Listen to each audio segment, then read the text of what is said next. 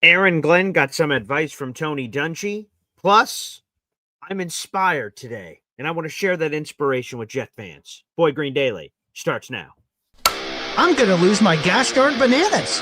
Boy Green Daily starts now. Zoinks! Boy Green, Boy Green Daily, Boy Green Daily, Boy Green Daily. Let's go!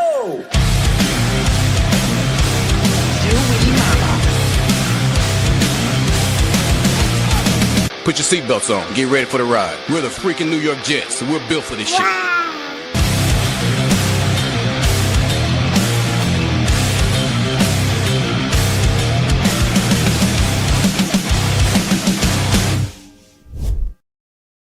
Hey, what's going on, everybody? I'm Paul Leston Jr., a.k.a. Boy Green. I'm the New York Jets digital reporter for Heavy.com. Welcome to Boy Green Daily, a daily New York Jets video show, also available wherever you get your podcast. Make sure you guys like the video, hit subscribe. Yes, I'm inspired this morning, and I'll share why.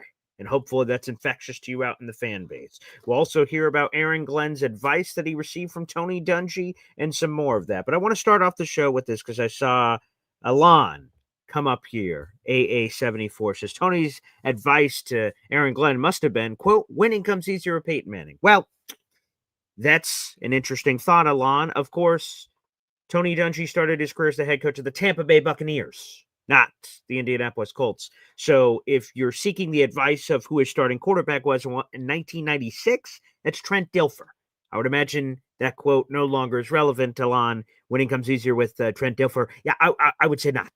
No offense to Trent Dilfer, with all due respect, which I guess you're supposed to say before you say that, but either way. So, Alon, I think that I think that sort of falls aside, but that's neither here nor there. We'll get into Aaron Glenn's advice, but I want to start off with the reason I'm inspired. This team's 0-4. They're one of three winless teams in football: the New Orleans Saints, the Tennessee Titans, the New York Jets. And we're staring at 0-4, and all of us probably feel pretty bad about it. And like, man, like, here we go again. This shitty feeling of not winning games and not being in the mix and being out of it so early, as it appears that the Jets are in this way. And I was inspired because, when I do my work, I work at, this is my home office. I write articles. I do podcasts. I do all kinds of things in between all the podcasts and stuff that we're doing. And I listen to music here in the headphones. Sometimes it's just instrumental. It helps me focus. But sometimes I need inspiration. And this morning, for some reason, I don't know when's the last time I heard this song, but I looked up on old YouTube, Rise Up by Andra Day. I'm sure you guys know the song. You probably heard it a million times. It came out 10 years ago. And here are the lyrics to that song as I kept listening to it and how I started connecting it to the Jets. This is how the song starts. You are broken down and tired of living life on a merry-go-round, and you can't find the fighter, but I see it in you, so we gonna walk it out. And move mountains, we gonna walk it out, and move mountains. And I'll rise up. I'll rise like the day. I'll rise up. I'll rise unafraid. I'll rise up. And I'll do it 1,000 times again, and I'll rise up. High like the waves, I'll rise up. In spite of the ache, I'll rise up, and I'll do it 1,000 times again. That is being a New York Jets fan, folks. And you know what? Just hearing the song, the music, jumping from ear to ear in my headphones and just going, you know what? The Jets can turn this around. The Jets can fix this. We've been here before. And I believe in Aaron Glenn. I believe in AG. I believe in this team. And there's just this flame inside. And it all of a sudden was rekindled. And I'm an optimistic guy anyway, so it doesn't take much. But I was listening to the lyrics of that song, and it sort of hit me. Like, wait a second here. Our story is not written. There are chapters left in this book. And that really hit me there. And Aaron Glenn yesterday revealed that he sought out the advice of another coach that started his NFL career 0-5 as a head coach. Aaron Glenn's not there. He's 0-4. But he sought out that advice, and Tony Dungy shared some of that advice yesterday. Here's AG at the podium. I'm hurting just like they are. I understand how you guys feel. I'm hurting just like you are. But I do know this. I believe in everything that we're doing, and I know that's going to be a breakthrough. And when it breaks through, this thing's going to pop exactly like we all want it to. So, and I actually had conversations with Tony Dungy, and he went 0-5. And listen, he felt the same way. And these things take time. But I believe in everything that we're doing. I believe in our coaching staff, and I believe in our players. And Tony Dungy, of course, is a Pro Football Hall of Famer. He's a legend. He had a nice little career in the NFL for a couple of years as an undrafted free agent back in 1977, really making his hay with the Pittsburgh Steelers for a couple of years, and then he sort of faded out of the league and immediately transitioned into coaching, and he coached football for a very long time. Nearly 30 years he coached football. He was the Tampa Bay Buccaneers head coach for several seasons, which led into their Super Bowl year in 2002. He was not the head coach of that team. He left the year before that took place. And he took over the Indianapolis Colts, where he was able to win a Super Bowl with Peyton Manning. He was a head coach from 1996 through 2008. 1996 through 2001 as the Bucs coach, and then with the Colts from 2002 to 2008. An absolute legendary coach, one of my favorite coaches of all time. Giving him some advice. And you heard AG talk about some of it.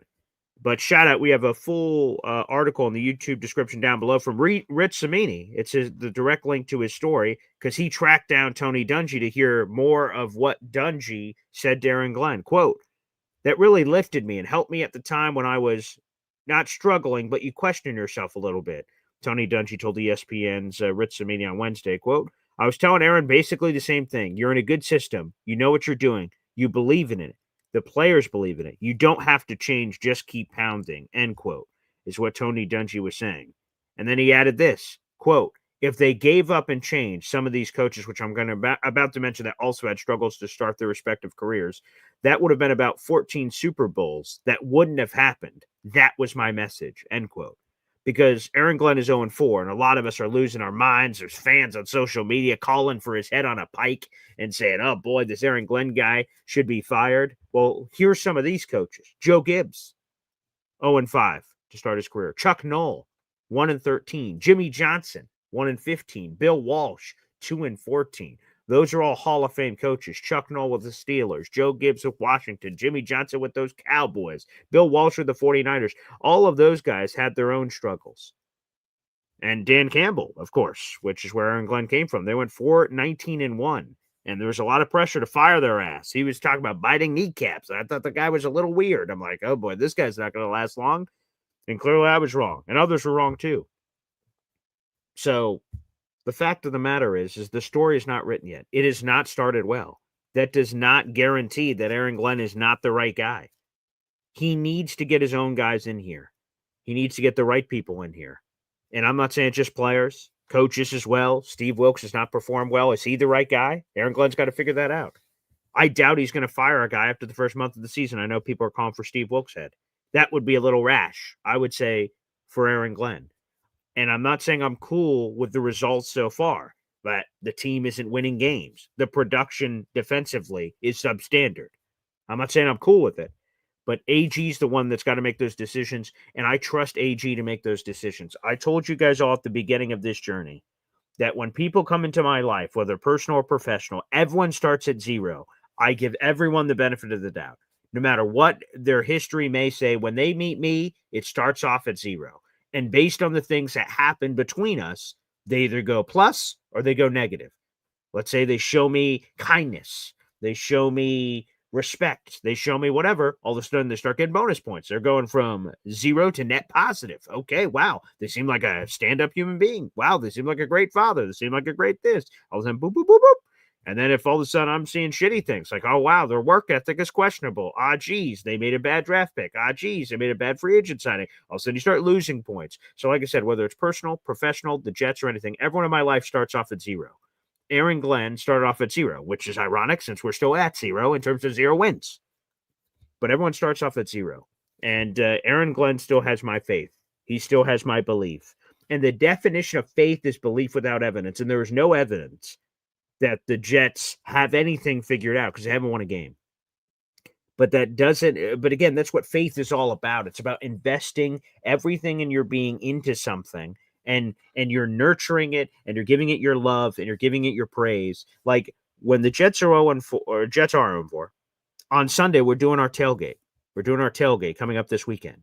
And I'm not going to have my arms crossed and sitting in the chair going, this stupid 0-4 team. No, I'm going to scream my head off for this team. And I'm going to will it into existence. And I hope the rest of the fans get electric, Cowboys fans or Jet fans or whatnot. I hope us Jet fans in MetLife Stadium on Sunday, October 5th, we electrify that team when big plays happen, hopefully a third down stop and some big offensive plays, that we rise up out of our chairs and just unload our energy into the stadium. And hopefully that's infectious to the team. That's a home field advantage we need to give to our New York Jets against the Dallas Cowboys on Sunday. And again, that is what inspires me. So this morning when I'm reading through I'm hearing the song, and then I wanted to read through the lyrics at the beginning of the show. Again, that you're broken down and tired of living life on a merry-go-round. You can't find the fighter, but I can see it in you. We got to walk it out and move mountains. We're going to walk it out and move mountains, and I'll rise up. I'll rise like the day. I'll rise up. I'll rise unafraid. I'll rise up, and I'll do it 1,000 times again, and I'll rise up. High like the waves, I'll rise up in spite of the ache. I'll rise up and do it 1,000 times again. I am pot bleeping committed to this team, and that ain't going to change. And I am so fired up to meet everybody for the Boy Green Coffee Club. I'm fired up for all of it. And I'm fired up for this team. We can do this. It's been a rough waters, very choppy waters so far. But if you want to be positive, 3 of the 4 Jets losses are by 1 score, which means, as Justin Fields said yesterday at his press conference, if they could just turn down the fucking penalties and the turnovers, excuse my French, just a wee bit, they should be, in theory, be able to flip a couple of these losses into wins. Now, if you want the negative side, right? So I mentioned, the Jets are 0-4. That's not great. And I did mention all those Hall of Fame coaches that were able to turn around. Shout out to Rich Cimini.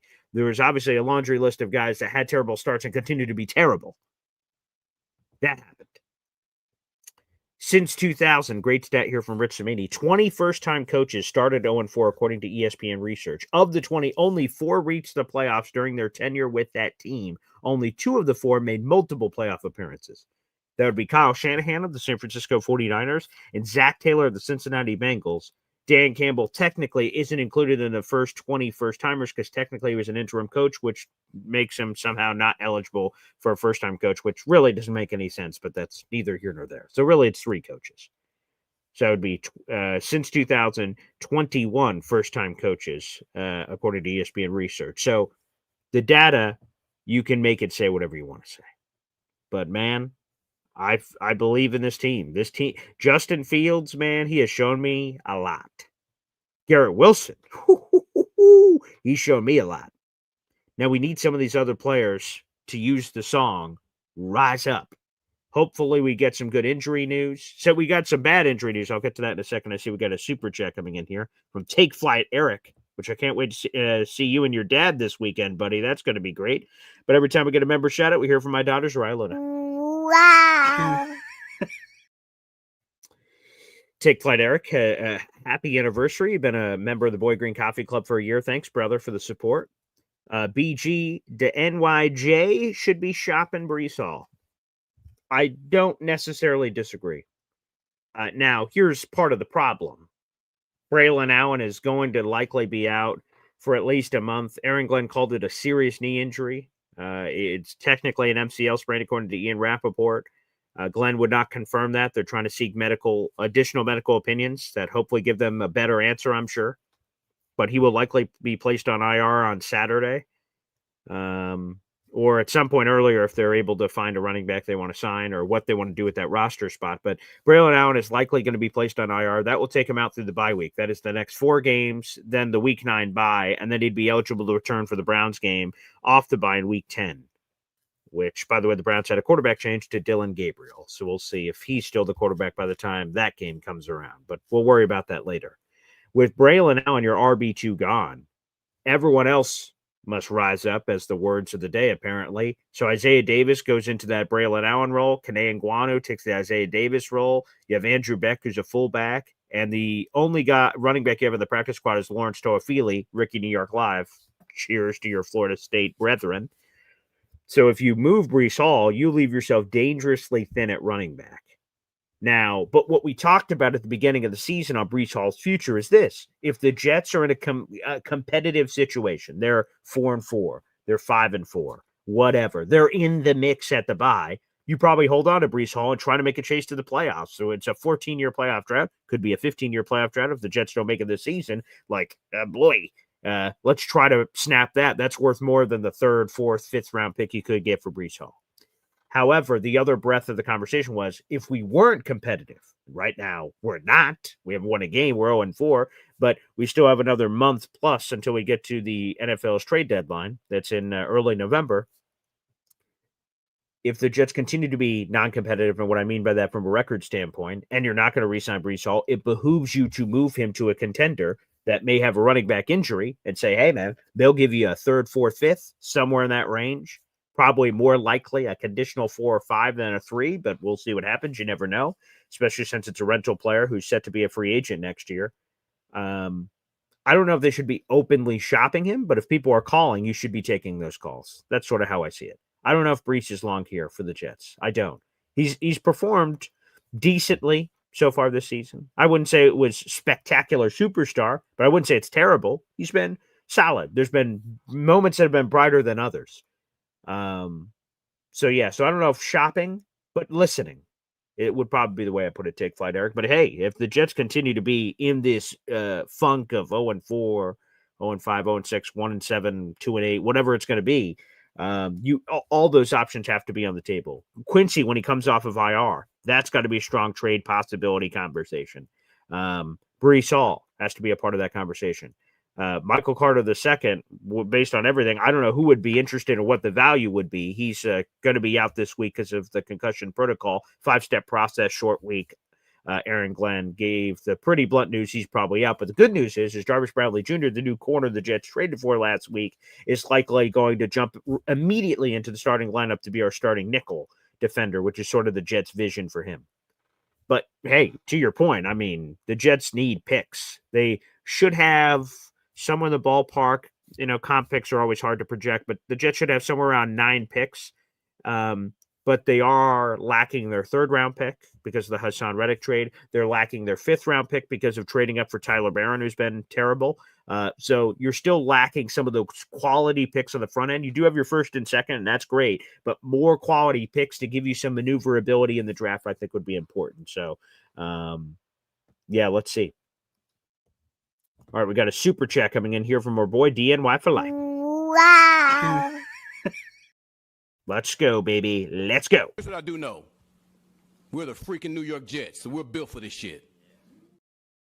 Shout out to DNY for life. I appreciate this coming through with your previous super chat combinations.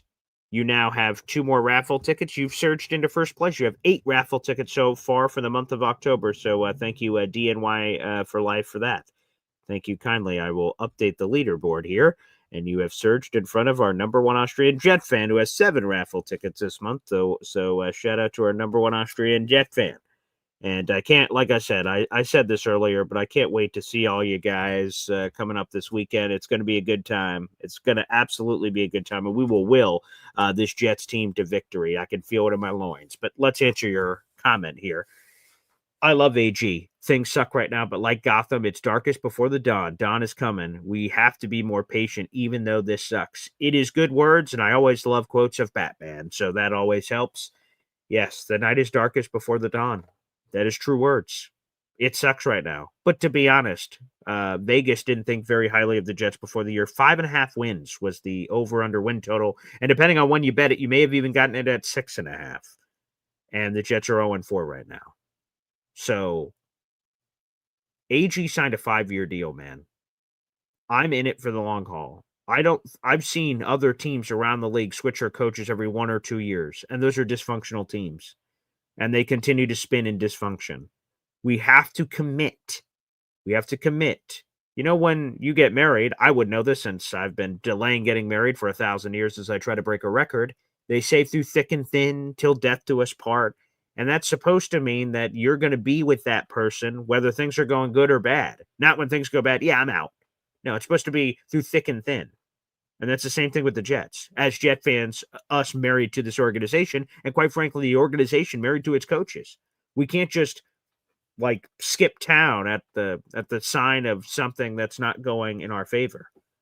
And AG, again, needs to get his own guys in. One offseason does not get his own guys in. Now, there are certain guys on this team that don't have to be his guys or these guys. They're just really good, that like Garrett Wilson and players of that nature. Beyond it, Sauce Gardner, and we can name a bunch. But it's going to be a mix of those guys that pre-exist and they're just really good, and then him getting guys. Like the defense, it's going to be a massive overhaul.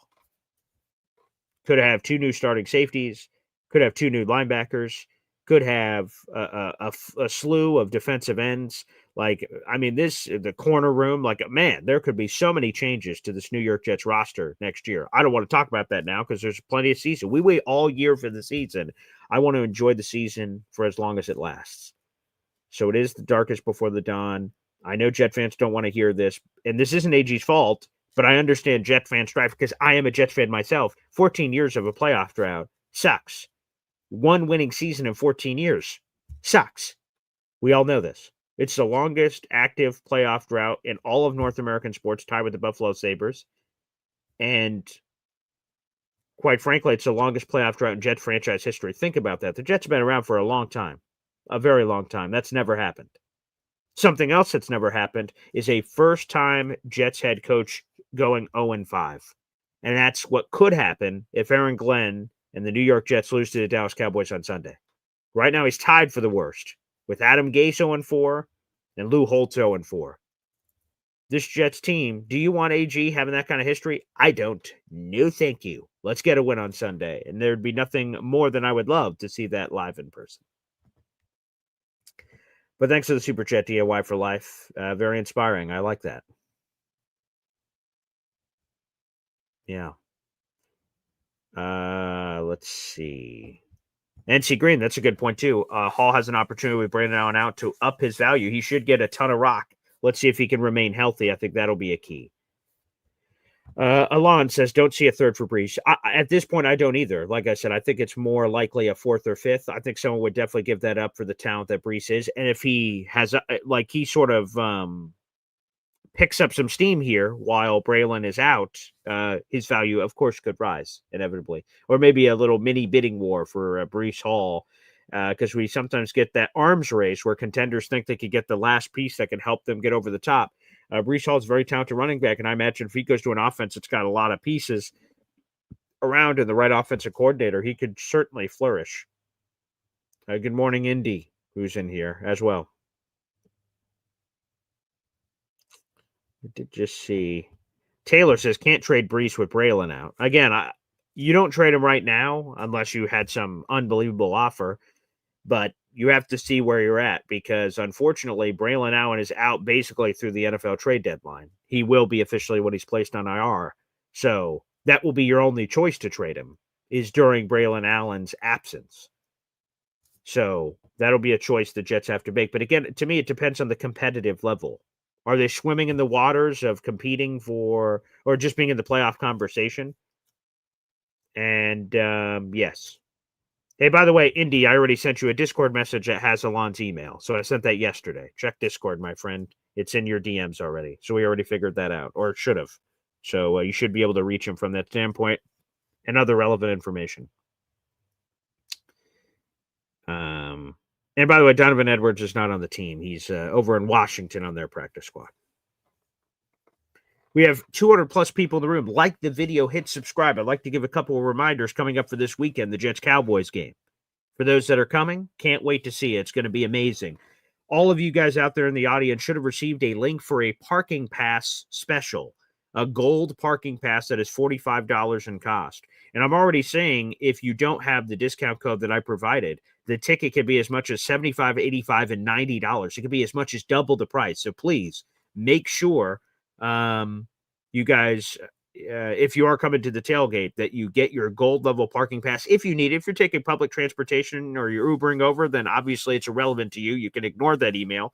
But if you are coming to the game, make sure you go through that. And there is a promo code that, again, will give it to you for the cheapest possible price. That's a perk of being in this group with Boy Green speaking in third person and company. So, guys, make sure you take advantage of that. If you have any issues with that, please let me know. But don't buy it if it's more than $45 after you use the coupon code. Some glitch may have occurred. So, guys, make sure you use that coupon code, and you'll get gold level parking, which will give you access to the lot D1. That is where we will be partying. D1, Sunday, October 5th. That's this Sunday for the Jets-Cowboys game. It's going to be amazing. Again, lot D1. Here's all the pertinent details. The gates open at 8 a.m., Our tailgate, in terms of the food, will start at 10 a.m. That will give Chef Kevin Gilbert enough time to pull into our D1 lot and also to prepare and start getting out all the cooking things that that go through it. I'm not a chef. I did want to be a chef when I was younger, but I'm not a chef now. So I'm going to explain the terms of it very horrifically. But Chef Kevin Gilbert, his wonderful wife, and his son are all going to be setting up as soon as they get there in lot D1 to prepare the food and tailgate that's going to be happening. So gates open at 8. The food should start at 10 a.m. So if you guys would like to swing by before 10 a.m., feel free. I'll be there. Woody will be there. We'll have games set up like cornhole and beer pong. We'll have drinks available while we're waiting and playing games and having conversation and hanging out and having some good times and good vibes and all that. So feel free. You guys can come early to that if you'd like. If you just want to wait for the food, you can show up at 10 if you'd like at the D1 parking lot there at MetLife Stadium. I'll also tell you guys this as it pertains to all that. The food will start getting cooked at 10 a.m. or a little before that, and then food cooking will stop at noon. There will still be food left over that you guys can continue to nosh on as you would like. And then we're going to, of course, head up to the stadium for the game with a kickoff set for 1 o'clock. So those are the pertinent details, everybody. It's Sunday, October 5th. Gates open at 8 a.m. You guys are more than willing to come. I'm going to be there at 8 a.m. Well, quite frankly, before 8 a.m., waiting outside the gate to be let in with a bunch of Chef Kevin Gilbert and Lou B, Super Jets fan, and James Woody, and everybody else. You guys are all more than willing to come and hang out. That'd be a lot of fun to even spend some more time with you guys. Here's one other thing. Saturday, October 4th is our meet and greet. This is at Chef Kevin Gilbert's restaurant. It's in Caldwell, New Jersey. It's going to be at 7:30 at night. We have reserved a private room upstairs for all of us Jet fans. So if you're coming to the game and you're in the area, why wouldn't you come? You can come to that meet and greet. Just please let me know if you can that you're coming to this event because there's a limit on how many people can be in the room. The limit is 60. We're currently not anywhere near that. We're hovering around 40 right now. And I had confirmation from Chef Kevin Gilbert that there will be a special thing provided, a food item provided for the people that are there. So I hope you guys enjoy that. So that's going to be exciting. So you guys will be for the meet and greet on Saturday night. You guys will get menus, and you guys will order off the menu and order any food and drink you want. And Chef Kevin Gilbert is going to do something very special for everyone in attendance. So big shout out to Chef, and thank you so much for doing that, which is great. So again, if you guys would like to go to that, that is Saturday, October 4th. That's a night before the game, 7:30. It's a cool way to give back to Chef. Chef is doing so much for us at the tailgate. It'll be wonderful. The address, Mahar Khalil, is again, let me see. I have it right here in my notes, and I can give it to you right now. So hang on just a second. For folks that are going to Chef Kevin Gilbert's Restaurante, they're in Caldwell, New Jersey. 1 second, as the internet is with me here. And I will give you guys that pertinent information for Saturday. Let's see, I have it right here. Okay. It is 395 Bloomfield Avenue. So this is, again, for the meet and greet the night before. 395 Bloomfield Avenue, Caldwell, New Jersey. If you're using any sort of GPS equipment, you can just look up the Cloverleaf Tavern. That is the name of the restaurant. Should bring you right there. There's a parking lot in the back, so it shouldn't be difficult for parking. That is free parking that you guys can just park in that lot for the restaurant. So there should be plenty of parking for all of you guys there. It is the Cloverleaf Tavern. It's terrific. I've already been there. I got a private tour from a chef, which was very nice to see the upstairs room. So it is going to be an amazing time, and hopefully a lot of you can come. It'll be cool for us. We'll also be doing a giveaway that night, and we'll have some good fun. We'll bring some cool Jets items and do a little bit of a giveaway upstairs as well. So I highly recommend you guys come. Even if you're not coming to the Jets-Cowboys game, of course, you're more than invited to come to this. Even if you're not going to the tailgate or the game for that matter, you're just in the area and you want to hang out with Jet fans and meet Boy Green Coffee Club members, feel free to come on down, and we'd love to have you. Again, that'll be Saturday, October 4th. And again, that address is 395 Bloomfield Avenue, Caldwell, New Jersey. 7:30 at night is when it begins. I'll probably be there a little bit before that, and then we'll be in the upstairs private room. So as soon as you guys come in, just say that you're here for the upstairs private event. Jet fans, Boy Green, say something of that nature, and they should walk you right up there to that room, which should be terrific. For more information or anything of that nature, please make sure you guys reach out if you have any questions about that, and I'd be more than happy to answer them. That is my email up on the screen, Paul A. Esden Jr. at gmail.com, PAULA, the letter ESDENJR at gmail.com, and I can explain any of the pertinent details for this event, which, again, should be a real treat. So that's what we got going on, baby, this weekend. I can't wait. I'm going to be traveling on Saturday morning. After we do a shorter version of Boy Green Daily, we're going to hit the road, and then hopefully I'll see many of you on Saturday. All right, let me answer a few more questions, and we'll open up the phone lines, and we'll get this party started here. Let's see. Tony the GM, let's bring up your comment. Olu Fashanu, Joe Tittman, Armand Membu, Garrett Wilson, Mason Taylor, Jeremy Ruckert, Arian Smith, Will McDonald, Quinnen Williams, Jamie Sherwood, Michael Carter, and Sauce Gardner are untouchable. Whoa. All right, Tony, I don't know if we agree on the untouchables here. So Fushanu and like Membu, for instance, and Tittman's entered the last year of his deal after this year, so I don't know if he is included on that list, but I'd love to have him back. So I'd agree with Fushanu for sure. Membu for sure. Garrett Wilson, obviously. Mason Taylor, he's just a second. Like, that doesn't make any sense to trade him. So, sure, I'd throw him on the list. Sauce, I'd throw on that list. But when we start going through the rest of them, Tittman's going to be in the last year's deal. The Jets have business decisions to make on him, so he's not untouchable. Jeremy Ruckert, why? He's a free agent after this year. Why is he untouchable? That seems sort of weird. Arian Smith, he's a young player we haven't seen yet. He's not untouchable. I hope they start using him, quite frankly. Will McDonald, he's not untouchable. They have to make a fifth-year option decision on his contract. I really like Will. We'll see what they do. Quinnen's 27. It depends what direction the Jets go. I hope they keep Quinnen. He'd be a great part of moving this process forward, but the Cowboys could come calling again with a couple of first-round picks, which may change the Jets' mind. Sherwood, based on his new contract he was just handed, he is likely to be untouchable based on his contract. Carter could be a cap casualty. We actually, 2 minutes ago, you should see in our YouTube shorts, we had a YouTube short from our Jake Asman interview scheduled to hit. It's like 60 seconds, and Jake Asman explains why Michael Carter could very much be a cap casualty this offseason based on his contract. So I'm not sure if I agree on all of those, but hey, the Jets have to make those decisions on who's worth keeping and who's worth getting rid of. That's definitely there to be had. Lucas says the first two that must go is Michael Clemens and Tony Adams, no question. I'd say Isaiah Williams, man, is one I want to get rid of immediately. And normally I don't call for people's jobs, but yeah. I think Isaiah Williams is the first one that needs to go. Some of these players you're mentioning, Michael Clemens played more snaps than any defensive end for the Jets this past week, so he's not going anytime soon. Tony Adams, again, with what they have in the safety room, I don't think he's going anytime soon. He's on a one-year restricted free agent tender. He could just leave after the year. Michael Clemens, I'm pretty sure, is in the last year of his deal. What's 22, 23, 24, 25. Yeah, so he's in the last year of his deal. He's a free agent to be, so some of those won't require moves to be made. The moves will be made already. Their contracts will just run out inevitably.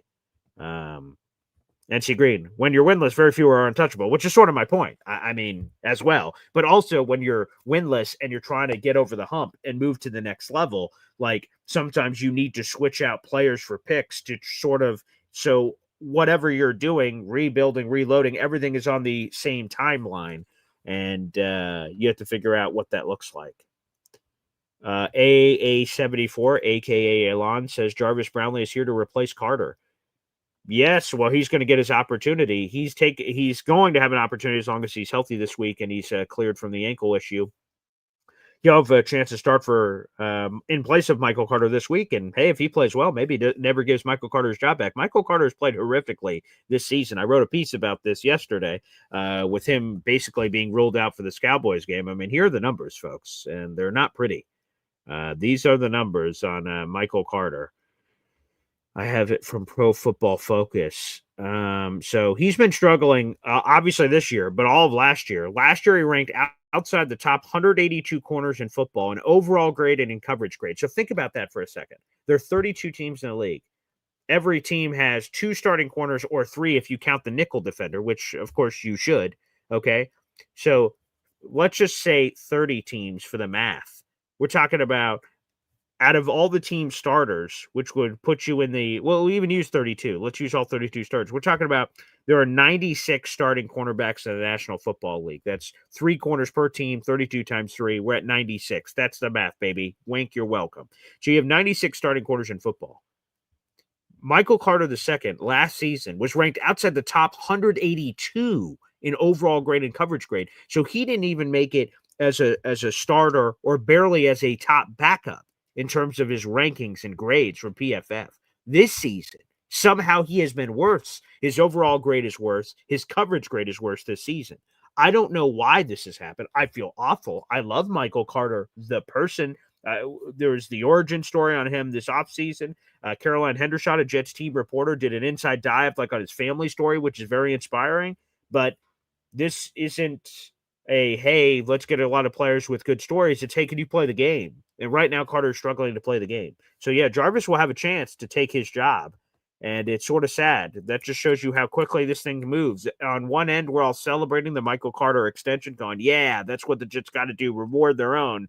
And now, just 2 years later, he's on thin ice. So it's pretty crazy. Pretty crazy.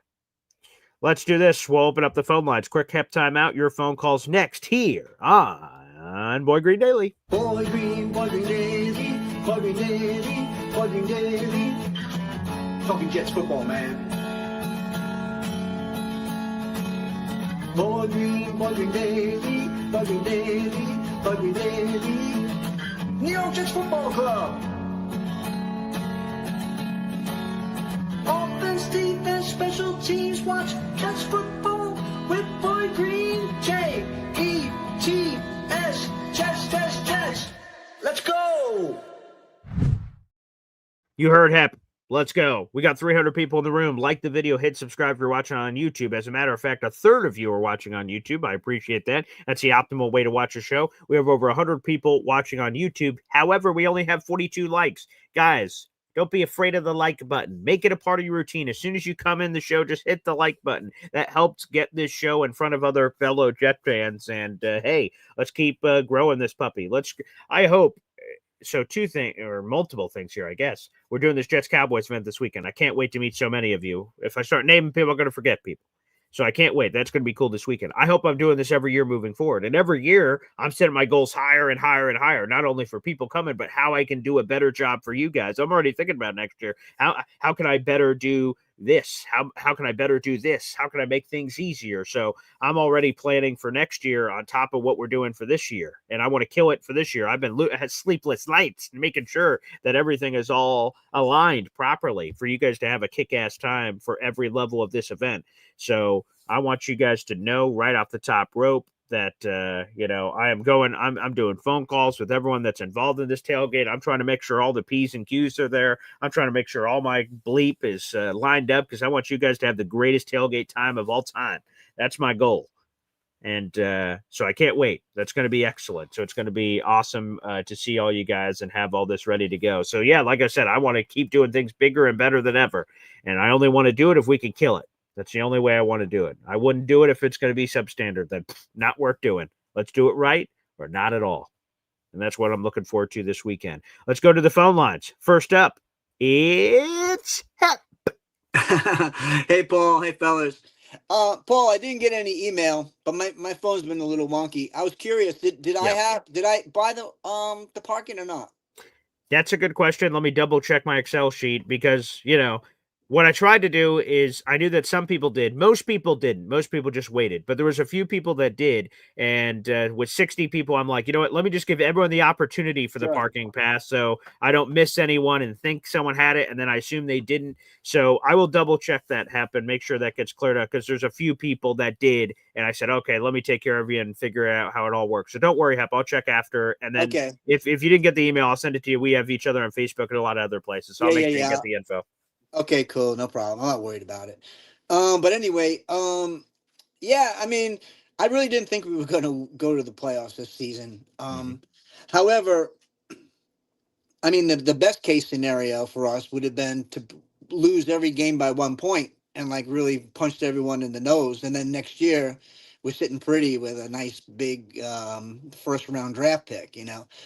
I know people don't usually like to do that, but Right. I look, I'm an older guy, so I look at the big picture. I've seen the ebbs and the flows of things. So, if we're going to tank, let's tank the right way and like get number one pick. And then we have options. We could either trade, collect collateral, or we could go for that quarterback. Um, it, I just don't want to be embarrassed.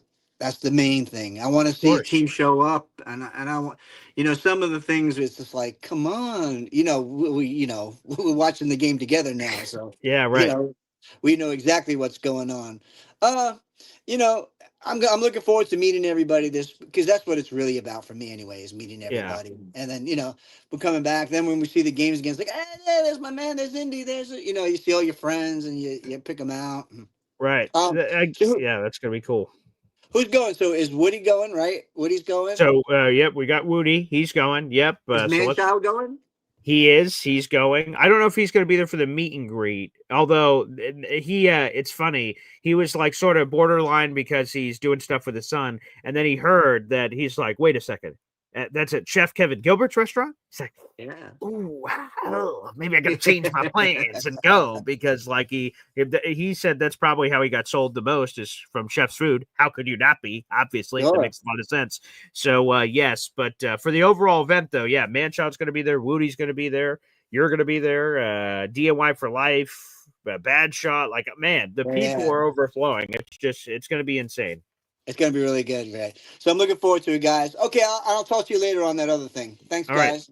Sounds good, Hep. Yes, and I already have your Facebook pulled up, so you will receive a message in just a moment here because Boy Green can multitask somehow. Don't tell that to my fiance because I never get things done around the house, and that if I can multitask on the show, she's going to raise expectations, apparently, for what I should be contributing to our relationship. And I'll work on that on the side. But Hep, there you go. I just dropped the message in there with all the information on the parking pass situation, so feel free to explore it. Either way, Hap, if you're listening or anyone's listening out there in the universe, I will double check the sign up sheet. It looks like on the sign up sheet, I don't think I have that you paid for parking. So it looks like you'll have to go through that process of the link I just sent based on the information I have, Hep. So yes, you can just go through that. Gold level parking should only be $45 discount coupon code in there. And you should see that in there and you should be able to purchase it and then download it right to your quote unquote wallet. If you need any help with that, obviously just let me know. So it looks like on my sheet that you did not pay for it before. So you should just be good to go through that process that I just fired over to you. All right, let's go back to the phone lines. And this is, I was watching Survivor last night. They use all these words like cinema, aura, fire, vibes, energy. It's a little above me. I'm going to be honest. I'm getting a few silver whiskers in the beard. I'm not sure I understand all this lingo anymore.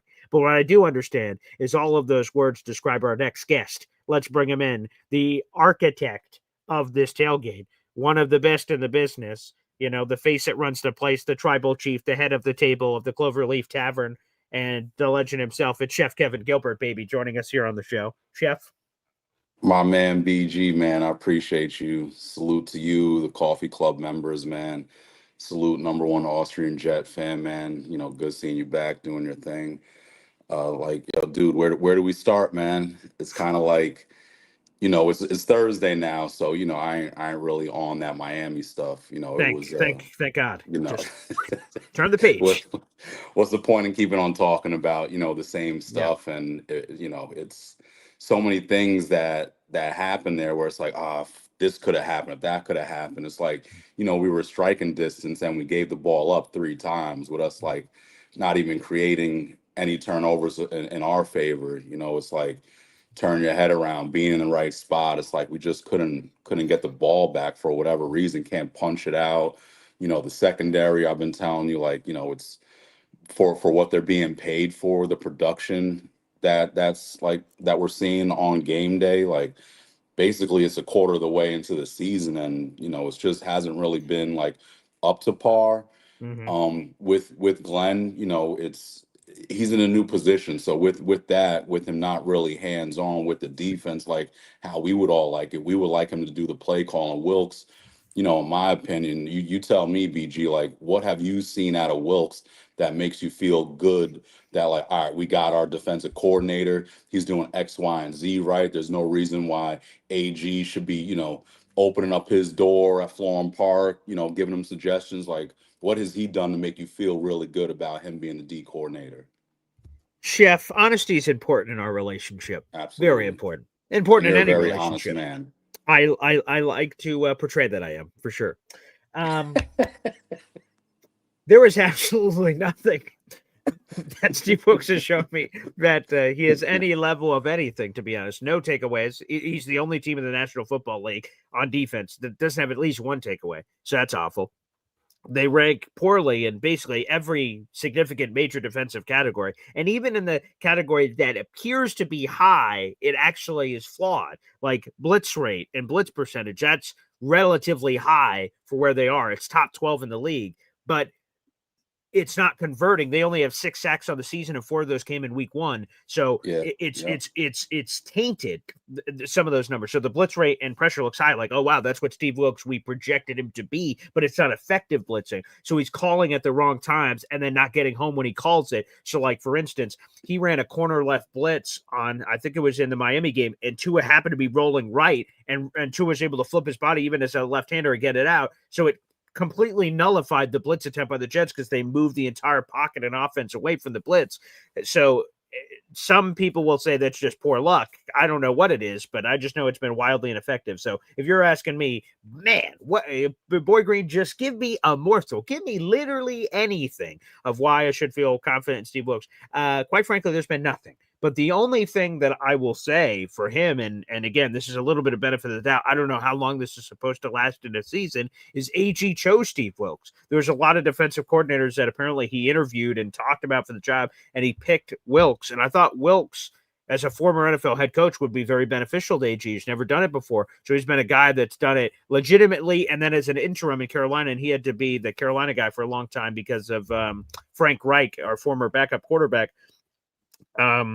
With how early he got fired in the season, Steve Wilkes got a lot of runway as an interim, and that normally doesn't happen that way. Jeff Ulbrich, in a similar way, got a ton of run because Saleh got fired so early before. So I thought that would be super beneficial. And maybe that is behind the scenes, and I'm not seeing whatever that tangible value is. But in terms of as a defensive coordinator, he has shown nothing. But if I'm AG, I'm not going down with the ship. And what I mean by that is I don't think he's getting fired this year no matter what. But at some point, he's got pride on defense, as he has pride for any of these other coaching jobs. As this defensive thing appears to be sinking, AG at some point has to go, okay, enough's enough. I either have to have a heavier influence here. I need to start calling plays. Like, I don't know where that line is, but I'm hoping that he's already having some of those conversations with Steve Wilkes to try to get this thing right, because it is just absolutely befuddling.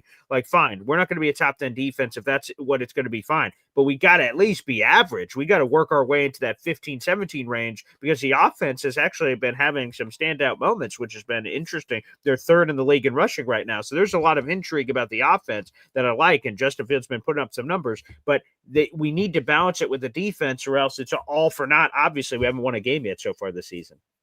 And that's what's like troubling and concerning on my part, man. Like watching this, yeah, we were critical on the offense, Justin Fields, with the Rodgers stuff, and the wide receivers, the weapons, Brees. We could talk about all that offensive stuff, but when you're looking at the game and then you're looking at the numbers, it seems like the offense is doing what really they're supposed to be doing. Sure. Are we like? Could we just get the ball in the clutch and march down the field and feel confident? Like I don't feel like that, but could we move the ball? Yeah, like you've seen some glimpses of it, but it's just the defense is just, dude, it's god awful, man. We're not getting nothing back, man. We're not getting the ball, and it's like what else is going on? We have our head coach, which for whatever reason, Woody loves getting these defensive head coaches, man, and like these first timers, and it's really just not like really working. So if it's not working, why are we keeping on like doing it? Just then you get stuck in that same old stuff. It's like, why don't you do something different? And the different was with Gase, but then that was a whole mess. But it was the type of head coach that you got. You got Gase when he had a bad season in Miami and got canned over there, and then you're getting somebody in the same division where you're thinking he's going to do good, but he's doing the same stuff, if not worse, man. So it's kind of like maybe change the mentality of it. But Mhm. honestly, dude, and I really don't have a lot of things to like really stand on what I feel, but just with Glenn being a Jet, man, it's like, I gotta give him the benefit of the doubt. And it's Mhm. like, what do I see out of these games where it's like, yeah, we're in the right direction. I can't really tell you too much, man, because I'm seeing mental mistakes, man. The accountability piece was huge for most of us, like with the previous regime, holding people accountable. Salah had Stone Hands, Lazard, not dress. That was it. There wasn't really nothing else. His coach is a Keith Carter. It's he should have been canned. For sure. Hackett relieved of his play calling, like, and so it's now it's like, it's on AG where with Wilkes, like, dude, we got to have these tough conversations, man. If it's just not working, then AG got to step in and just kind of implement his defense, because what I'm looking at right now, man, everyone's getting paid, man, if they haven't already on defense. And then it's like Clemens, yeah, we've been getting on him. It almost feels like he's the NFL's like JaVale McGee with like Shaq and the Fool kind of stuff. Like you could take clips and highlights of him just, doing nonsense or whatever. This last game I didn't really see too much, but no one double teams Clemens. Like you got to be an No. idiot as an offensive coordinator to script some stuff up to double team Clemens. Like you don't do that. You're seeing the double teams on Quinnen, right? And then you're not really seeing production like that. But if you're getting double teamed every damn play in the NFL, it's tough to really get that production. And when you're looking on the rest of the line, you don't have Jermaine. Jermaine ain't there, man. So it's like, dude, it's scary over there. But then you got to scheme this stuff up, man. All right, if the run defense ain't working, at least protect us in the passing game. Like at least scheme up some stuff, man. Drop back, keep everything in front of you. Don't let these balls keep going over your head, man. And then the tackling, dude, tackling's been bad, man. The just the tackling high, not wrapping up properly, man. Like, the stuff they keep saying, like, yeah, it looks good, but you got to stop saying it looks good in practice, man. How about it looking good in the game? Like that's what we all looking for. That's what we invest our time and our energy and our money into, like, the product, the game. Like that's really what us Jet fans really, really want at the end of the day. Yes, it's evaluation and all that, but we got to see some effort, because what are we going to do? Rely on draft picks next year to dig us out of this? Nah, we also gotta rely on free agency, man. We got to see who we can get on the open market, man, that can make our roster better, man. And if the better people on that are open see what's going on here, they ain't gonna want to come, man. We gotta be real with ourselves. No one's gonna want to come. And if the season's starting to spiral down, yeah, I've already told you, man, about the Brees stuff. Yo, I love Brees. Mhm. He's given us some glimmering stuff, but it hasn't really been consistent. Knowing like, hey, around 8 mil, I'd give that to him. Anything above 8, 9, man, like, it's like, all right, man, we gotta get you loose on some picks, man. Then it's like, what? You was just talking before about like 4 or 5. I agree with whoever said like a third. Like I don't think a third is gonna work, knowing that Yeah. he's on an expiring deal. But a Right, fourth and a, exactly. but a fourth and a fifth, what does that get us? The same stuff, the same stuff. Dude, guys, like, come on, man. We getting fourth, fifth round. Who's panning out? Fourth, fifth rounders for us. What, the Sherwoods, the Michael Carters that we signed and gave them the bag? Like this is what we're gonna do, or we're gonna get the Clemens and the Max Mitchells and these people where they're not giving us no production. Like what? So what? We keep trading these people for picks and we're not drafting right. So, hopefully this stuff, we'll get right, man. But at the end of the day, man, we got a great week coming up, man. Like I feel good, even with all this stuff, because I told you last week, my fear was going into this thing 0-4, and I had to save us from the Jets. Like, regardless, man, just the vibes, man. Vibes are gonna be good, man. Mhm. I wish EZ was coming up. I heard, some stuff. He just couldn't get it right. A little disappointed with, how his favorite football team's doing and everything. Like I get it, man. I get it. But at the end of the day, just put that stuff aside, man. Just the people, the community that that BGU built and all these other great Jet YouTubers, man. Like give us a platform to be able to talk football, talk Jets and all that, and link up with other people that kind of feel the same way. And if we don't see eye to eye on certain Jet topics, because hey, it's either do you like Fields or you don't like Fields? Do you like Right. AG or you don't like him? Whatever side you're on, at the end of the day, we're all Jet fans. So, Yes. there's a ton of those scenarios where it's one side or the other, but that doesn't make you a good person or a bad person. It's just your opinion, man. And at the end of the day, if the stuff works, it works. Right now, we're not seeing a lot of stuff work. So, a lot of that, like, disgruntled stuff, you're gonna feel it, and that's how most of us feel, man. It's just like 0-4 doesn't feel good, especially No, it when doesn't. the future doesn't look that much brighter. But Saturday night, man, I'm looking forward to it, man. And all those coffee club members that come into the building, man. I know we got some that aren't going to the tailgate and the game. If you was looking forward for that easy, just know I'm gonna have that. I'm gonna have that Saturday night, man. I'm gonna have it. It's a 12-hour Sunday gravy, man. We're gonna start that thing at 6 in the morning. All Wow. right. That the building my Sunday gravy from scratch with the brajol, with the Mm. ground beef, the hot sausage. Get that right. Get the sauce. We get the Romano tomatoes from Italy imported. I Mm. got the cans already. It's already here, man. They're already got the skins off of them. We just hand crush them, get them right, let them stew right. Let's We give get people the a sneak peek. Here it is, folks. Look at this.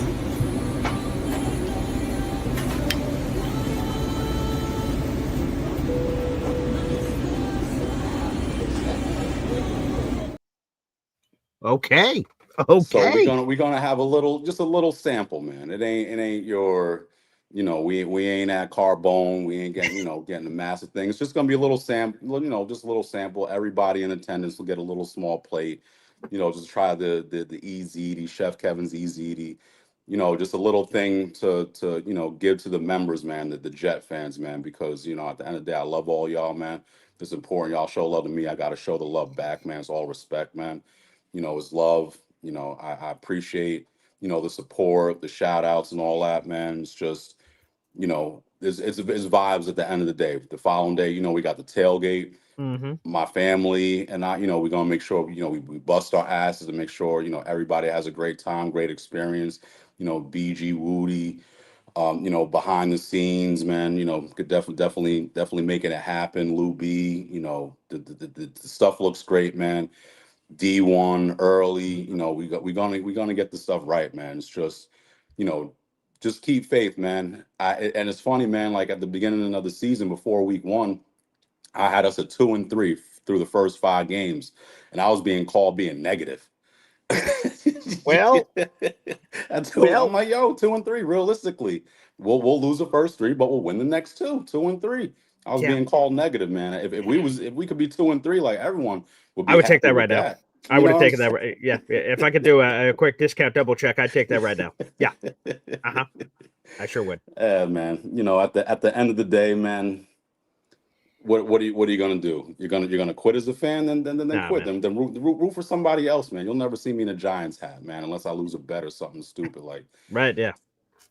That ain't gonna go. But yo, let me run. I know you got other calls, man. I just wanted to, jump in. You also did a good job, man, on that the watch along Oh for yeah, you for the enjoyed that. game. Oh, nice. You Yeah. know, it, Yeah. it it felt sad at halftime with Pops calling in, like, doing a little mental check with you, telling you to calm down. It felt like maybe when you were like 8, 9 years old, you were outside, you fell over or something, you were upset. Dad came over, like, hey man, it's gonna be all right. This and that. It was that. I felt that. There- I felt that. He's like, take it easy. You're like, I'm fine, Dad. I'm I'm fine. fine, Dad. Leave me alone. I'm gonna figure it out. Right, as hundreds of people or 100 of people are just watching along. Yeah, yeah, that was interesting. Yeah, Yeah, nah, it was tough, but hey, man, you keep doing a great job, man. I look forward to it. It's tough to see the whole thing, just with stuff yeah, going on. But the times I do, you're entertaining. I feel like you're getting better and better, man. I appreciate that. You're finding your niche, and it's just you. You don't really have I other do not, people other than the callers. of course. The callers definitely help out or whatever. But it's all great entertainment, man. I We appreciate you. Well, you guys are about to see a live production, baby. Because for folks that don't know, sorry, no live watch party coming on the channel. You're going to have to see it in person at MetLife Stadium as I'm losing my bleep and bleep, hopefully in good ways, over what the hell's happening at MetLife Stadium. So, yeah, that's going to be an awesome time with Yo, everyone all around. Yeah. one before I go. Yeah, sure, shoot. Did you was it like what was it, like a raffle or whatever to sit next to your dad? Yes, there was. Yes. Now it almost feels like that's not even a prize. Yeah, that's true. Right. And shout out to, and I have it right here in my notes. I think it was Chad, but let me make sure I have it right. Who won the raffle was able to. They donated to charity, which I thought was really cool too. Here it is. Okay, That's so awesome. my seating chart here. Where was Hop on Pop in row 10? It is Shad. Yeah, so Shad won it. And I was pretty sure it was Shad. He won it, and so he had to bid for it, and he had to make like an extra donation to our charity and stuff. He's like, I want to do it. You know, he has this great relationship with his father. He said watching games, so it's like super cool. And he always enjoys when Pop comes on the show each week. And I said, oh, absolutely. It all sounds great. And then we're raising money for charity. That's cool too. So, but yeah, now with everything going on, you know, it's but hey, let me just make this perfectly clear. The Cowboys are 1-2-1. And their one win, they beat the Giants in overtime when they probably should have lost. So they're not that far away from us. Like, they've had some cool, exciting moments, but come on now. You got us winning? Did you make your prediction yeah, I got yet? the Jets winning. Come on, they're going to slap their candy ass all over the place. How about them It's the Jets? offense, man. It's that Cowboys offense. Like they put points up for however We put points move up. the ball. We put points up. Let's draw a line in the sand, and let's say first one of 40 or something. You're saying it's going to be a shootout? Hell it's yeah. Going to be a shootout in MetLife? What did we just talk about with this defense? It's going to be a shootout. I know the Cowboys are scoring. I'm like, well, we got to get ready to score. They're scoring 40. We're scoring 41. That's what I need. Let's go. Let's do it, man. Jets win, man. We get our first win of the year. AG gets his first win at MetLife. We're all there standing, applauding. The season turns around, man. Let's go. We can only hope. Chef, thank you so much for joining us on the show, man. An absolute legend. Can't wait for the meet and greet on Saturday night and the tailgate on Sunday are going to be spectacular. By the way, I see we have a super chat coming in. Shout out to Ace of Spade here on the channel. Every time I get a super chat, we hear from my daughter, Zariah Luna. Wow. He's bringing up Steve Wilkes from his time on San Francisco, and he was sort of one and done fired. Now, I don't know if I'm going to be on an island here on this take. I think Steve Wilkes was sort of a scapegoat for that season, to be honest.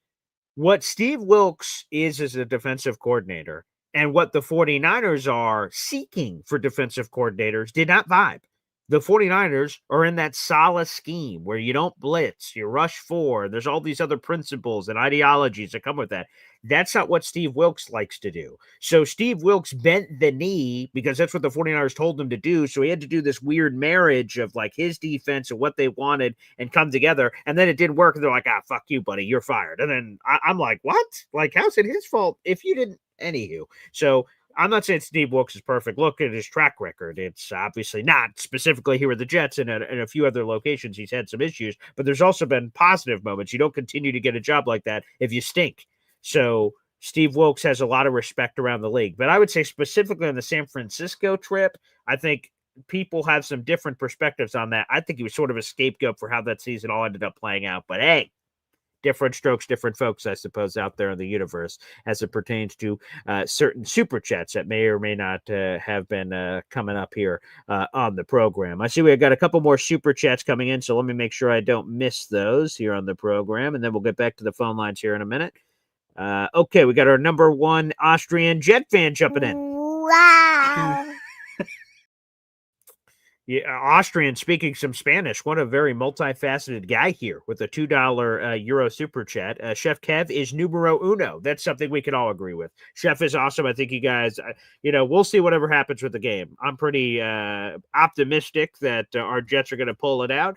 But I know one thing I don't even have to hope. The food is going to be terrific. So salute to Chef Kevin. That's another raffle ticket for you, our number one Austrian Jet fan. I'll update the banner on that in just a little bit. Another super chat coming through from our boy NC Green. Let's go. Wow.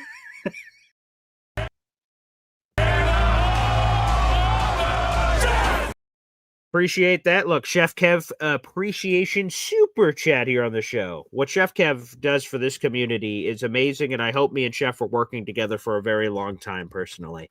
I told Chef this, that I am a loyal guy, and I like working with people forever. Once things go great, I want to be with you forever. So we haven't even done our thing together yet, and I just feel the energy from Chef, and he's good people. His family's good people. I can't wait to meet them as well. If we're going to keep doing this tailgate, he's going to keep being my tailgate guy. For as long as he wants to do it, he's going to continue to be the guy. NC Green, you have a raffle ticket for our October contest, and you're a dollar away from another raffle ticket as well. So appreciate that. Thank you guys for the super chats coming here on the program. All right, let's go to the phone lines. Look at this guy. David Foley's here on the show. What's up, David? Hello, Paul. I love your show, especially the Gamecast. They are a tremendous treat, and the heavy articles are a must-read every morning. But Paul, I respectfully disagree on your position on Aaron Glenn. Okay. And here's why. Hep mentioned it earlier. Some of your members are older. Sure. And Yeah. Paul, we've been through this road with a head coach who has no prior head coaching experience from the defensive side of the ball. And we just don't have the time, for this guy to try and figure this out in a year, 2 years, 3 years. We don't want to go through this again. Like Monday was really painful. We're trying to come back in the fourth quarter of these games when you're down 2-3 scores. Paul, we don't want to go through this. My position is Mike McCarthy's the guy who should have been hired. He's got tons of prior head coaching experience. He's got a Super Bowl ring. And whether it's McCarthy or somebody who fits that, who has prior head coaching experience from the offensive side of the ball, I just want them to be competitive. I'm not expecting wins, or that many wins or whatever. But Paul, this is the wrong road, and I just think you've got somebody like McCarthy who is out there. I just can't fathom the idea if they go 2-15, this guy's coming back. I want him gone. I think it's the wrong road. And I just don't want to sit through this a year and 2 years into this. What will happen is the fans will vote for with their feet. They continue to lose consistently. They're not going to go to the games. That's the only thing that apparently that ownership, will listen to, is the money end of it. But Paul, we need somebody who really knows what they're doing. We can't just sit back and, we've done this before, waiting for coaches to learn. Maybe they will, maybe they won't. He doesn't have the track record to wait for his guys. He had the opportunity to bring in his guys when he got hired. They didn't come? Or he didn't seek them? But we've been through this so many times, Paul, I can't bear going through this again. Fair enough. Well, David, I appreciate the call. Let's walk through some of your stuff. And thanks for calling. Hey, and thank you for the kind words.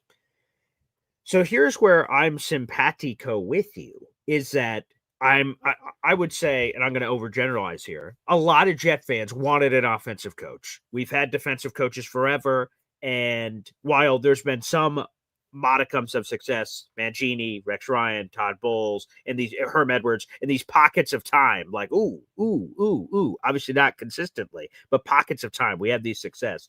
So there has been some of that, but it's also has to be noted that there's only been one offensive head coach hired by Woody Johnson during this 25 years of ownership. That was Adam Gase. And he actually has only hired one retread coach. That was also Adam Gase. He checked off both boxes. He was the same guy twice that they did during this 25 years. So picking an offensive guy, I think a lot of people would have wanted out there in the universe, and I was totally for the right offensive guy. Hell, some people were willing to go offensive and just go risky. One of the names that was brought up, Connor Rogers brought him up, was Josh McCown. Did the Jets just get a coach a year early? And he's just this offensive mastermind, and you get him in, and he's well-respected. And you just go, while he doesn't have the proper coaching credentials, do you just get aggressive and go for a guy like that? We had those conversations here on the show where we were sort of walking through options. So I'm sure that the majority of the fan base wanted offense. So that I can totally vibe with. And the second part of what you say is a retread from the standpoint of like, can we just get a guy that's done it before? because we've had so many coaches that haven't, and we have to your point, David, we have to wait through to figure out if they can figure it out or not. Because here's the thing, no matter how promising the defensive guy is, so if you guys were AG guys or weren't AG guys before he was hired, like any Robert Saleh as a defensive guy that was well thought of and all these other things, if they've never been a head coach before, you have no idea how they're going to be in the seat regardless of what their resume says. If you've been a coach before, you know something about them. And to the point of Mike McCarthy, now here's the thing with Mike McCarthy, that would you have been comfortable with Aaron Rodgers? Because I imagine Mike McCarthy and Aaron Rodgers were best buds now after their choppy ending in Green Bay. They sounded like they would have reunited. So if you would have been cool with that or not, that's another conversation you would have had to have been willing to have. Mike McCarthy was an interesting coach, and they kicked the tires twice. They kicked him in the 2019 cycle when they ultimately went with Gase. They interviewed Mike McCarthy, and while they didn't do it this time, there's just chatter about it, and he's not coaching anywhere right now. I just think it's on a couple of layers here. I get the frustrations of the offense coach. It didn't happen. I get the frustrations of having a retread and then you don't have to wait for a coach to figure it out. I understand that. And I understand those frustrations. But I would say on AG not getting his guys or getting his guys, he's only had one offseason. I don't think that's enough time to get all your guys. He doesn't have an unlimited budget to just tear down the entire roster and rebuild Rome in one day. It's going to take multiple years. And, I know we have a combination. We've got young listeners on the show. We have older listeners on the show. And I love it. I love the diversity that's in the Boy Green audience. But you guys don't want to hear patience, but it's just a tough thing. The Jets have got it wrong so many times over these 14 years. And now we have AG with this guy who signed a 5-year deal. He didn't sign a 1-year deal. He signed a 5-year deal. So the 5-year deal was both good for Glenn and the Jets in theory. Glenn, knowing he has the time to build this the right way instead of rushing it, and for the Jets to invest in a guy and saying, hey, we believe in you enough to give you a 5-year deal. So I guess that's one point we'll have to agree to disagree with, David. But the thing that I love is there's nothing wrong with us having varying different opinions on this process.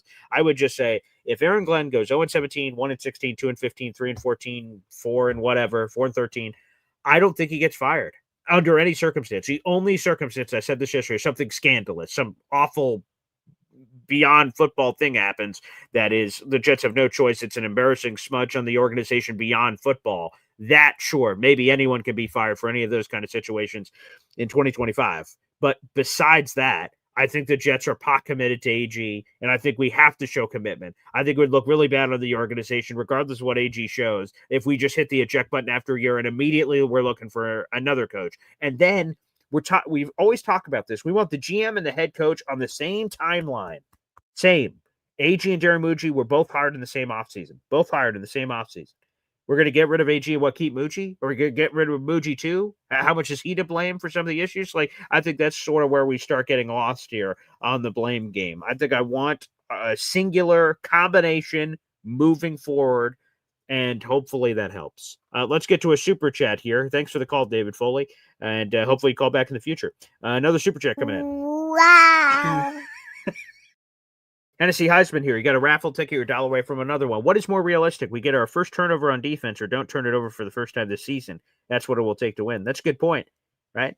Week 1, Pittsburgh, obviously we turned it over. That was the only turnover of the game. That was Xavier Gibson. Week 2, we turned it over. Justin Fields got strip sacked. Week 3, we turned it over twice. That was a pick 6 and a fumble by Tyrod. And then week 4, Justin Fields turned it over. Braylon Allen turned it over, and Isaiah Williams turned it over. That's interesting. I hadn't thought about that, but that's painful. Thanks, Hennessy. I'll talk to my therapist about this. What is more likely? It's probably more likely we get our first turnover because there is just a randomness to turnovers. Now, some teams are better than others. I'm going to cut up some clips, and you guys will see them on social media. Brian Schottenheimer, our old coach, is the Dallas Cowboys head honcho, and he was talking about with the media this week that they've been working on all season punching the ball out on defense, but it hasn't worked out. They haven't been able to do it. So maybe the Jets are the antidote, apparently, to the Cowboys' problems. Hopefully not. So things can happen. It's a weird shaped ball. Dak Prescott can just make a bad read and throw it right to a Jet, and hopefully this time he catches it, and that's an interception. A fumble could just happen. So I would say that's more likely than just the Jets all of a sudden buttoning it up and not throwing picks, although Justin Fields not throwing a pick yet this season, or fumbling or something of that nature. I think it's more likely we get our first turnover on defense in week 5. But I do agree to your overall point, winning the turnover battle, and this is not going to be breaking news here, but winning the turnover battle gives you a much better chance of winning the game. The Jets have lost every turnover battle. They're -7 so far in the season. So let's see if they can turn that around, Hennessy. It's a good thought, though. But I would lean defense. I'd lean defense. Let's go to the phone lines. Up next, Indy Jets here on the show. Indy? Hey, good morning, BG. Good morning. Hey, big shout out to Chef Kev. He is going to be the moderator, whatever you want to call it, because we get to eat his food on Saturday, Awesome. and then turn around and see him on Sunday and watch. At the restaurant we don't get to watch the magic. That's true. But Right. We're going to be upstairs. Yes. Yeah, but at the tailgate we get to watch the magician work. That'll be cool. On top of So and I want to say, with watching the Jets, I can go and me and Philly Noodles will go up and hang out with another 100 other Jets lunatics, and whether they win or lose, what I've noticed is last week I didn't go up to we didn't hang out. I just stayed home, sit in the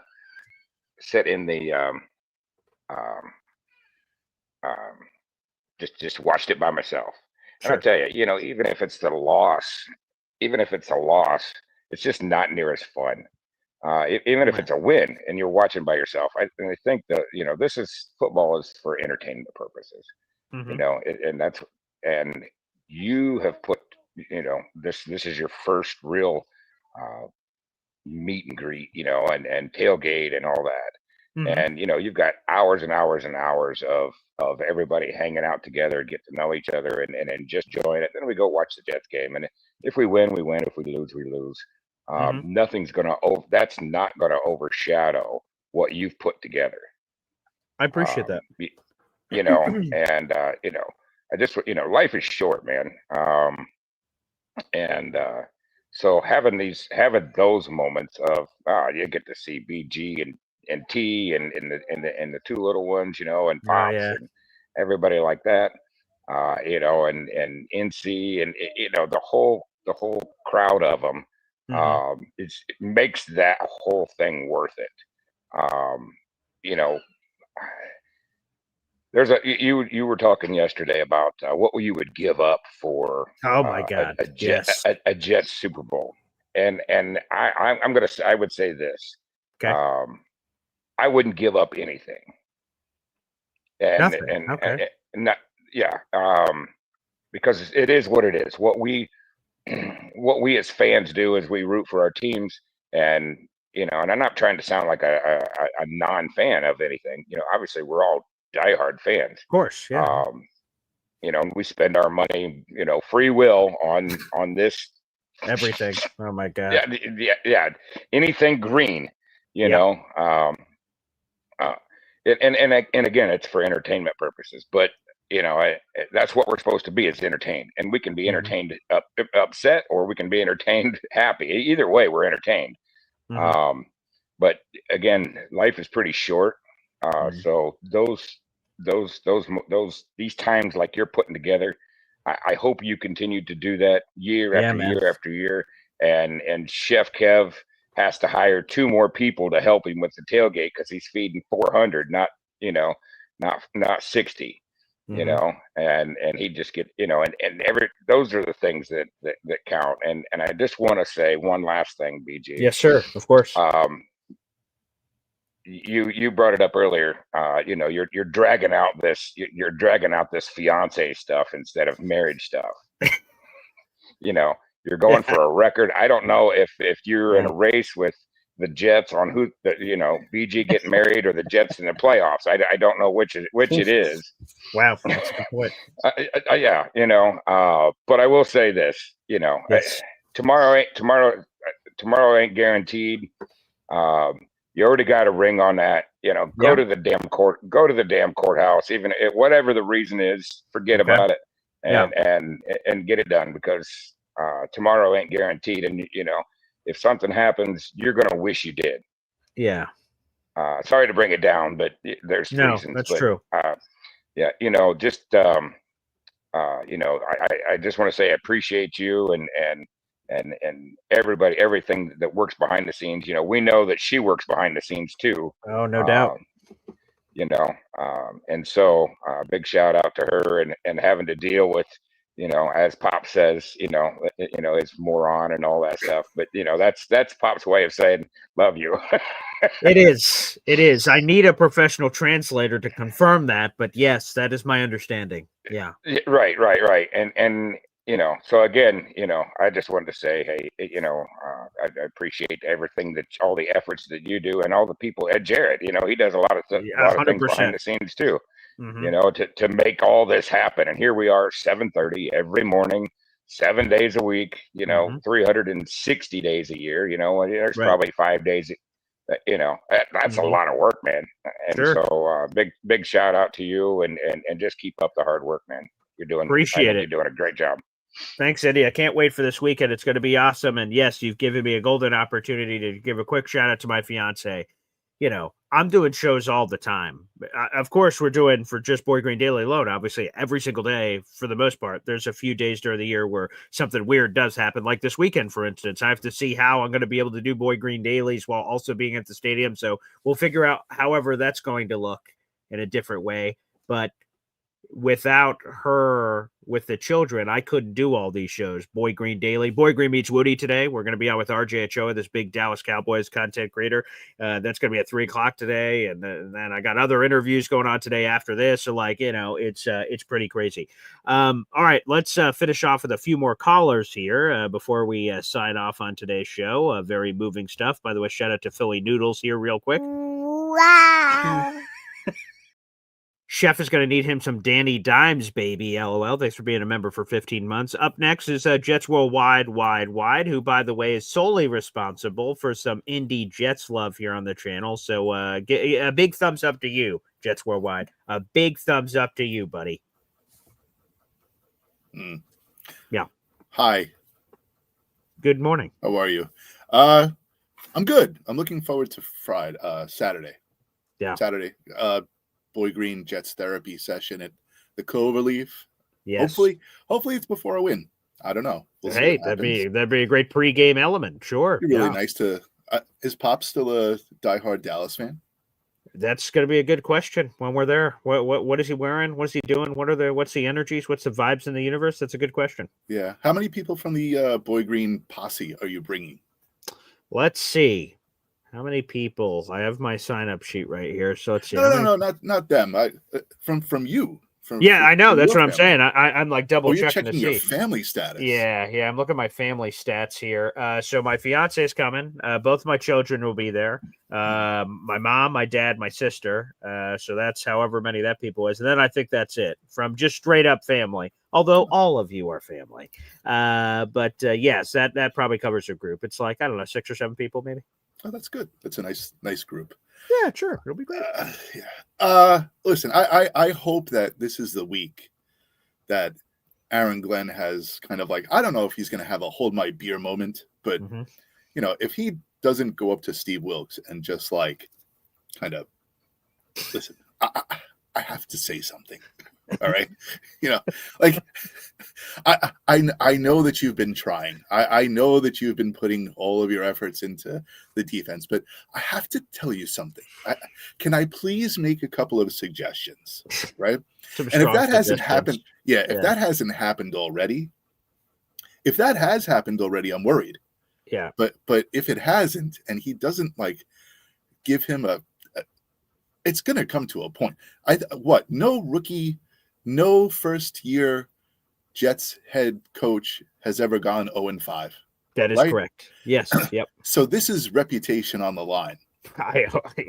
Yeah. Right? Like, you don't want to be known as the only head coach in Jets history that's gone 0-5 in their rookie years. So like, he's got to do something. He's got to pull out all the stops this week. So yeah, if he cares anything about, and he does seem like a very proud man, a very, reputable guy. Like he did it in Detroit, although some people have mixed emotions about that, but he's got to do something this week. This is the week, and I don't know if you can switch. You can't full blown go away from Wilkes this season. I don't think you can. But him being a defensive coordinator formally can act in our favor.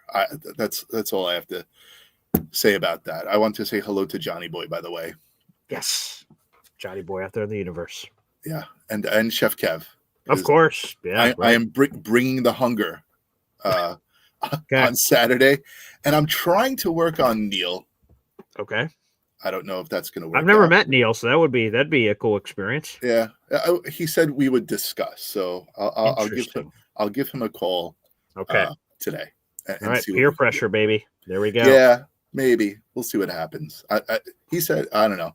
Maybe we'll bring Mrs. Snowball and Mrs. Neal. So. Oh, great! Yeah, the more the merrier. That would be absolutely excellent. Maybe we'll do that too, if there's room. Of course, as I said, that's the other reason I was double checking when I was coming through. We still have another 20-ish spots left, so we have plenty of room at this point, unless something wild happens here. So yes, plenty of room. Feel free. No more the merrier would be excellent. All right, sounds good. Awesome. Thanks, Snowball. You coming? I'll see you tomorrow. What's today? Today? Today's Thursday. Oh no, yeah. So I'll be in town Saturday afternoon. Okay. On Saturday afternoon. But yeah, I will be. Oh, you mean for Boy Green Daily you're talking about? Yeah. Yeah, of course. Yeah, okay, me, Bob Letter, and company. You bet. You bet your sweet buns, baby. So, yes.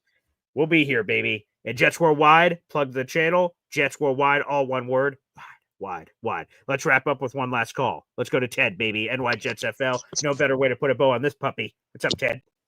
It's hard to follow David and Indy. That was a tough combination. I was trying to get on the phone with David because unfortunately we're rooting for a really bad franchise with an atrocious record, recent history. So you're not going to attract a top coach. Mike McCarthy, if I was Mike McCarthy and I was in my 70s and I have a Super Bowl and I'm probably financially stable, why would I want to come to this disaster? Okay. He's got nothing to prove. So unless you want to, like you said, unless you want to link him up with Rodgers, Pete Carroll was a West Coast guy. So I understand the Las Vegas. It's not that far from where he probably lives. And he's also in his 70s. By the way, Mike McCarthy is just a little younger. He's 61. Just to give it on Mike McCarthy. Okay, I'm sorry. Okay, he looks older though. He's not aging well. He's not aging very well. No. Maybe all those years with Favre and Rodgers together. That'll do it. That'll do it. I think, David, you're gonna have to rough it out with the rest of us because this is where you're gonna get until you get success. You're gonna have to take coordinators and try to make it work. You're gonna have to take your chances with what you can get. And I think in a way we were lucky to get Glenn and Ingstrom as a package. Yeah. And then I really do, no matter if it works or not, I think that was probably the best scenario we could get, especially for a guy who has Jets ties and wanted the job. So Vrabel was never coming here. He's a Patriot diehard through and through. The guy would never come in here. So my point is just we're going to have to tough it out. And like you said, Paul, we're not going to fire a guy. No way. What is Moochie? Is Moochie in his 30s? He's early 40s or 30s. Let me see. Let me pull up old Darren Moochie. My guess before I look it up is like 39, 40, somewhere in there. Let's see. 40. Boom. He just turned 40 in April. Okay. I think that Taylor, I'm not saying it's a success yet, but it seems to be a promising pick. Obviously, Membo's a good pick. Oh, yeah. He looks awesome. Yeah. I mean, I'm going to say this. Okay. I know we're desiring a championship tomorrow. Sure. But we can't be like, we sound like some of us sounds very spoiled. Like we want this now. I mean, we can't manifest that. Like we want it now because we've been so bad. No, we just have to, it has to happen. Right. I mean, look at the Buffalo Sabres. I don't think they've won a Stanley Cup or been in the playoffs for like 20 years or something like that. Yeah, their playoff drought is the same as ours right now. It's 14 years at this point. Yeah, I don't know about the championship. I don't know how long ago that was, but yeah. We don't deserve anything. We want it. We would love to have it, but We have to earn it. Exactly. So, I mean, being in New York, it's a big market. It doesn't matter. I mean, it could be anywhere. So you're gonna have to tough it out. I mean, if I'm 60, if anyone can't handle it, maybe they need to step aside and they can't deal with it. But I'm not gonna say names. But maybe take a break. Maybe take a break a little bit from it if it's really gonna bother you. I mean, some people are off the rails that were 0-4. I mean, dude, it's 4 games. It's a brand, like you said, Paul. It's a brand new coach and GM. I mean, you have to let the process play out. I don't want to sound like a broken record, like an old geezer speaking about cliches, but we do have to give it a little bit of time. So I appreciate Paul, it. I wish I could be there on Saturday and Sunday. I'm sure you're gonna have a great time. How is the weather anyway?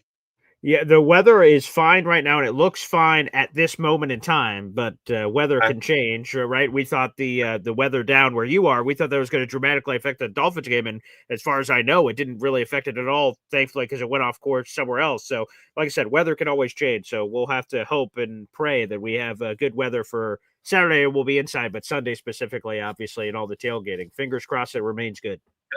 Yep. Have a great time. Hey, Paul. This is a Justin Fields game. Enough for the running. We're not the Ivy League where we're gonna run 50 runs. That's how you seal games. But this is a kind of game you're gonna have to score, like you said. We can't. Either defense is probably not great, so let's let it rip. I say you start out in 4 wides and then see what we can do on them. Let's get on top of them early. I would love it, Paul. Chad. Thanks for the call, brother. Yes, the Cowboys defense sucks, so that would make a lot of sense. Shout out to the 300 people in the room. Like the video. Hit subscribe. I got a dip. We do have, and I'll give a quick shout out to this. We'll try to figure this out later. If anyone out there wants to go to the Jets-Cowboys game, I've got a ticket that's going to be super cheap.